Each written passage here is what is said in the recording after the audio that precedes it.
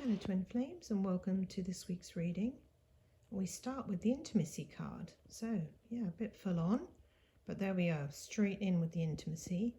And obviously intimacy means many things, not just that deep passion that we see there in the image, but also it means closeness, it means connection, it means connecting heart to heart, sharing love on a really deep level. So Divine Feminines, you begin with that feeling or that desire in your heart, perhaps healing blocks to allowing yourself to become that close, and really maybe connecting with, the desire for that in your life if you haven't been with your twin flame for a while, or you would like to develop a relationship that is much, much closer.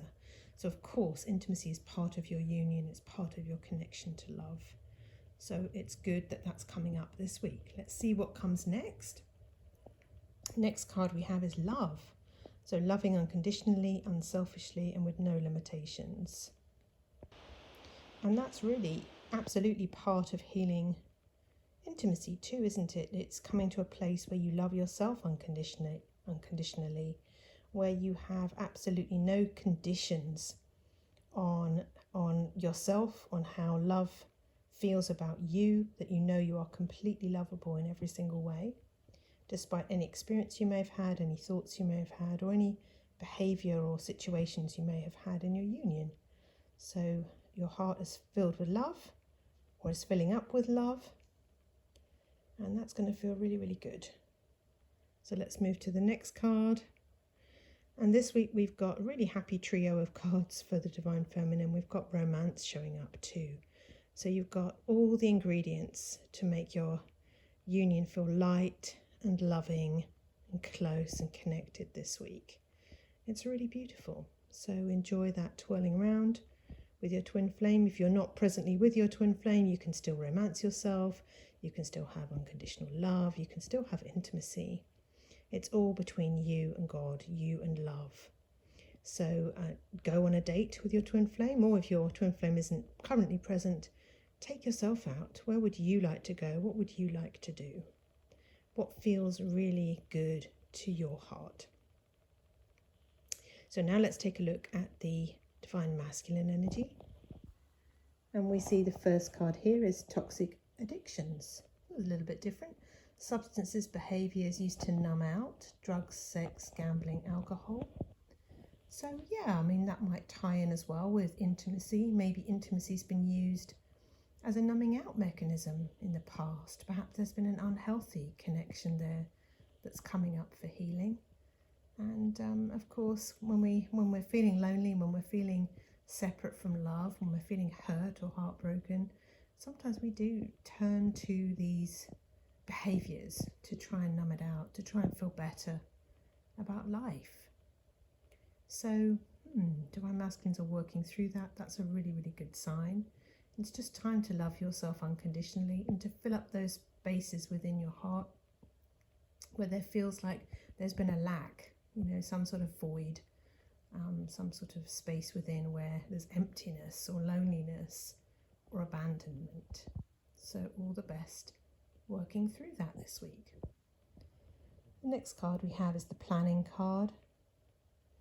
And this card is really, like we see in the image, it's planning the structure of your life. It's planning how you want everything to work out.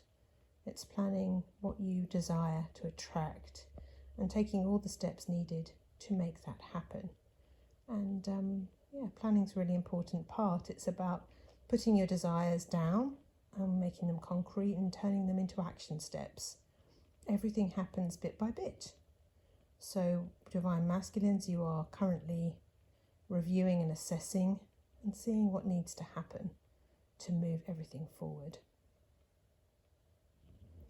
And then the last card, Divine Masculines, it's you. So here you are in your full embodiment of your Divine Masculine. You're feeling sacred, divine, whole, complete, perfect, as God created you. And so that's a beautiful outcome for this week, and everything you've been doing is to achieve that inner state of wholeness and oneness with love. So now let's take a look at those union energies and see what's going on. And we can see the first card here, with these beautiful pink flowers is self-love. Of course, that's what the teachings of union show us.